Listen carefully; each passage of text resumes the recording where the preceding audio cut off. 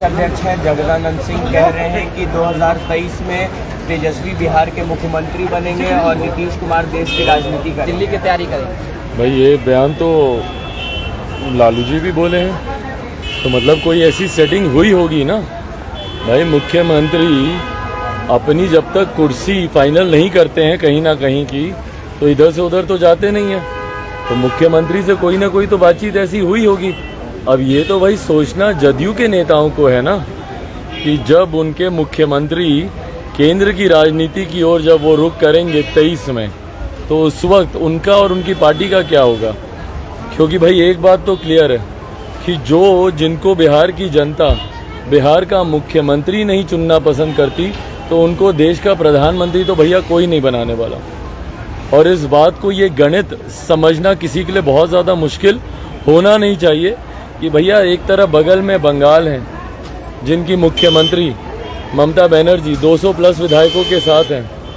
केजरीवाल जी को ले लीजिए, दिल्ली पंजाब मिला देंगे तो 150 से ज़्यादा विधायक उनके पास हैं। 125 विधायक के साथ अखिलेश यादव जी बैठे हुए हैं। तो एक से एक, और कांग्रेस की अगर आप बात कीजिएगा तो भैया 600-700 विधायक।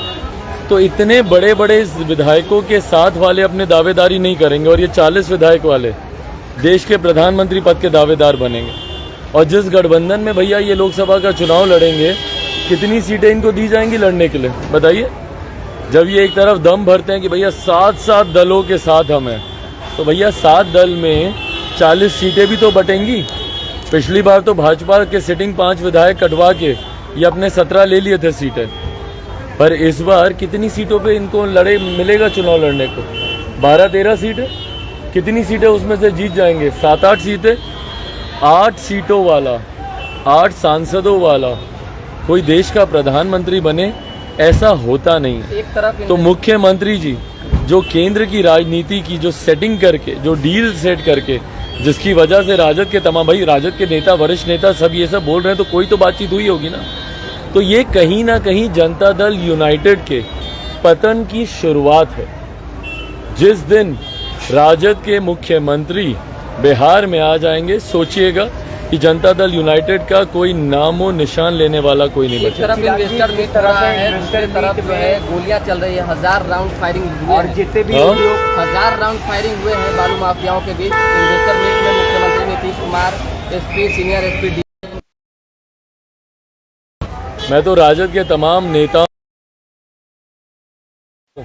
की बात का मैं समर्थन करता हूं कि भैया भेजें इनको केंद्र की राजनीति में, जाके अपनी अर्जी लेके घूमे जहां भी जाना है। भैया गए थे सोनिया जी के यहाँ अर्जी लेकर, अब वो अर्जी भाई खारिज हुई कि मंजूर हुई कि नहीं, स्वीकृत भी हुई कि नहीं हुई, किसी को नहीं पता।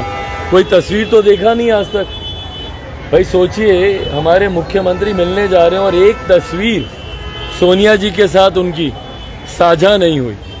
तो आप देख लीजिए भैया गठबंधन में आपस में ही कितनी तरजीह ये लोग एक दूसरे को दे रहे हैं। तो मुख्यमंत्री भैया अर्जी ले लेकर घूमे इनको जिस जिस दरवाजे जाना है, क्योंकि बिहार अब इनसे संभलता नहीं। जहां उद्यमी इस बात की आशंका जाहिर करते हैं अपनी सुरक्षा को लेकर, वहीं बिहारी तो रोज मर ही रहे हैं भैया। और गृह मंत्री खुद हैं ये प्रदेश। बिहार इनसे संभल नहीं रहा है, तो दूसरी तरफ मुख्यमंत्री फिर कौन होंगे? तेजस्वी को बनाना चाह रहे हैं क्या आप? भाई मुख्यमंत्री जो बने हमको नहीं पता। भाई गठबंधन में तो आज इनकी सरकार है ना, इन लोगों को तय करना है। जनता को तय करने का समय आएगा। जनता ने तो इस बार भी इनको मुख्यमंत्री के लिए तो नहीं चुना था भैया। अगली बार जब मौका आएगा उस वक्त जनता तय करेगी। जब मध्यवर्ती चुनाव जब सामने आएंगे तब जनता तय करेगी। यादव ने आरएसएस को बैन करने की मांग की है, समर्थन करते हैं इस बयान का? पीएफआई पे जब कार्रवाई। भाई देखिए, इस बयान का मैं समर्थन नहीं करता हूँ। कारण है इसके, इस बयान का समर्थन नहीं करने के। देखिए, केंद्रीय एजेंसीज निरंतरता में जांच बैठाती हैं और समय समय पर जो ऐसे संगठन जो देश विरोधी गतिविधियों में लिप्त होते हैं, जिनके साक्ष्य, जिनके तथ्य सामने आते हैं, उनके ऊपर कार्रवाई की जाती है। जैसे हाल फिलहाल में पीएफआई और उनसे जुड़े हुए कई संगठनों के ऊपर इस तरीके की कार्रवाई की गई। मुझे लगता है राजद को केंद्र सरकार में भी लंबे समय तक रहने का अवसर मिला। यूपीए के समय, उससे पहले भी केंद्र सरकार का हिस्सा रही। उस वक्त पूरा समय था कि आप इन एजेंसीज, इन संगठनों के ऊपर, आरएसएस के बारे में आप कहते हैं, आप उनके ऊपर आप जांच बैठा सकते थे और संभवतः कई बार जांच बैठाई गई होगी। तथ्य नहीं मिलने की वजह से ये कार्रवाई नहीं हुई। देखिए, आप किसी की नीतियों का विरोध कर सकते हैं, किसी की कार्यशैली से आपका विरोधाभास हो सकता है, पर हर चीज़ को देश विरोधी, एंटी नेशनल बोलकर उसके ऊपर बैन लगाना कहना उचित नहीं। लेकिन जिस तरह से लालू प्रसाद यादव की बात करें, पूरी राजद की बात करें, आरएसएस पर लगातार हमलावर रहते हैं, उनका आरोप होता है कि आरएसएस आग उगलती है। आपने ऐसा कभी महसूस किया क्या कि आरएसएस आग उगलती है? भाई देखिए, मैं एक राजनीतिक व्यक्ति हूँ, राजनीतिक दलों पे मैं ज़रूर समय समय पर मैं टिप्पणियाँ करता रहा हूँ। आरएसएस एक नॉन पॉलिटिकल ऑर्गेनाइजेशन है, वो अपना काम कर रही है, भैया करने दीजिए उनको अपना काम। नहीं है कि समय समय पर मैंने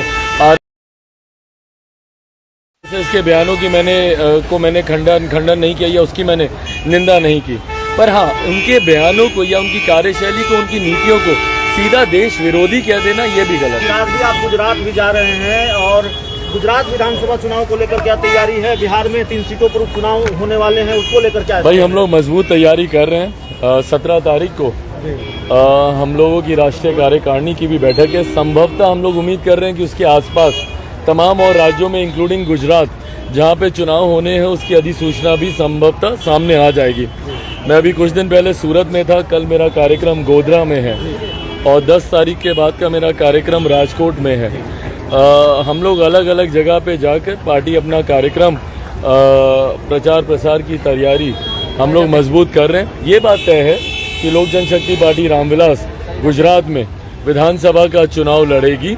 कितनी सीटों पर चुनाव लड़ेंगे, किन के साथ चुनाव लड़ेंगे, क्योंकि कुछ ऐसे क्षेत्रीय दल हैं जिनसे गठबंधन की भी चर्चा चल रही है, ये तमाम बातें स्टेट यूनिट पर छोड़ दी गई हैं। बहुत जल्द मुझे लगता है केंद्रीय संसदीय बोर्ड में स्टेट यूनिट का अपना सुझाव भी आ जाएगा, पर चुनाव पार्टी जरूर लड़ रही है, ये तय है। और उसी क्रम में मेरे निरंतरता में कार्यक्रम भी वहाँ पर